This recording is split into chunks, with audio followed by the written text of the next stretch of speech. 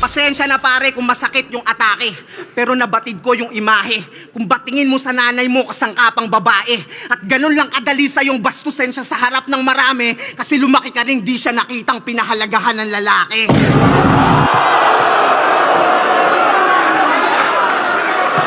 Boss!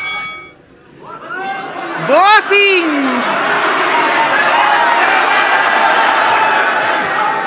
Kamusta ang buhay-buhay?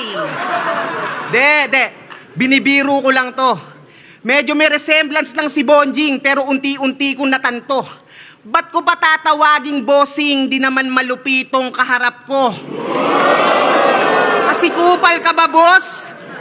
Unang laban niya sa tournament, minura-mura airmat niya on stage, galit na galit, inaway.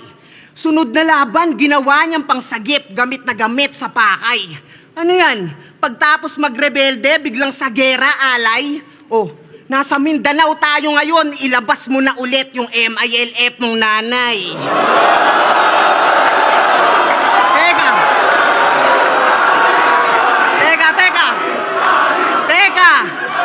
Teka, rebelde, gera, MILF, nanay, isa lang yung lumalabas. Ngayon alam ko na kung ba't mo hinahamon yung batas. Tanginan to, naghahanap lang pala ng kalinga. Stepdad, gusto mo iho? Pwes mali ka ng pinasukan mo na liga. Si Pibus yung batas dito. Kasi lahat kaya niya ibito. Kontrolado raw mga hurado, naging circus na sanet. Habang ikaw pati sarili mong inatinaya mo para lang sa semis pumanik. Kaya nga kung magpupustahan tayo, kahit malus ka may balik, nanay mo pa rin yung mananalo kasi kay Pibus nakabet. Oh, sige! Sige, Boss P! Di na ako papalag. Congrats na in advance. Ba't ko pa isusugal lahat kung tataya ni Lance? Ganun siya mag-wordplay, di ba? Ganun siya mag-wordplay. De, sadyang ulila sa ama, kaya nga siya nagkaganto. Walang disiplinang naghulma, kulang ka sa tagawasto. At hanggang doon sa ama ng flip-top, tumagos na yung tampo. Kasi yung tatay niya, kakababa lang ng barko. Kumantot ng puta sa gapono, nakabuo sabay takbo. Kumatot ng puta sa gapono, nakabuo sabay takbo.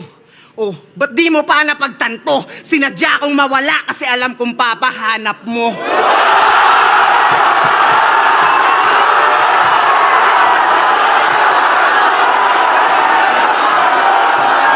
Yo!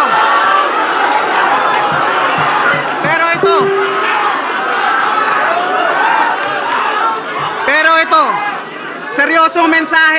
seryosong mensahe. Pasensya na pare kung masakit yung atake, pero nabatid ko yung imahe. Kung batingin mo sa nanay mo kasangkapang babae, at ganun lang kadali sa yung bastusin siya sa harap ng marami, kasi lumaki ka rin di siya nakitang pinahalagahan ng lalaki.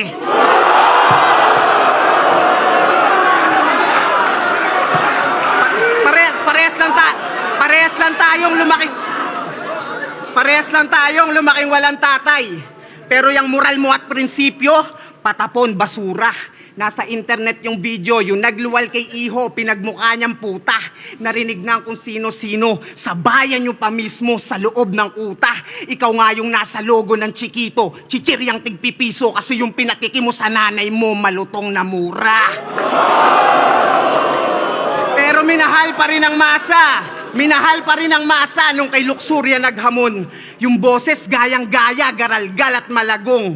Pero munting paalala, si Mami Ani, single mama, sana gets nyo na ngayon kung kanino nito minana yung vibrator na naka-on.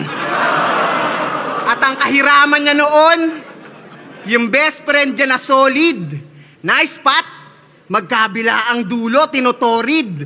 Oh shit, life hack. Kaya pala parehong paos kayo mag-broski. Dry cuff, pinaghatian ba naman yung dildo na pang prosty? Ice pop! Ano? Puro damay nanay ba yung angle? Huwag kang maratel, Brad. Yan ay karmang dapat mong i-handle, parang writer's block. At yung sinakripisyo mo bilang rapper, ibabalik din ang battle rap. Kaya kung ginamit mo yung airmat mo after, tanggapin mo yung aftermath. Pero pakisabi sa iyong mami, paumanhin ko na involve. Huwag ka sana magtanim ng galit sa dami ko nasabing opinyon. Alam mo yung estilo ko na gamit, nagbigay lang ng malasakit para mas mabatid mo yung leksyon. Nabalibalik ta rin man natin, yung nanay mong si Ani, ina mo pa rin yun.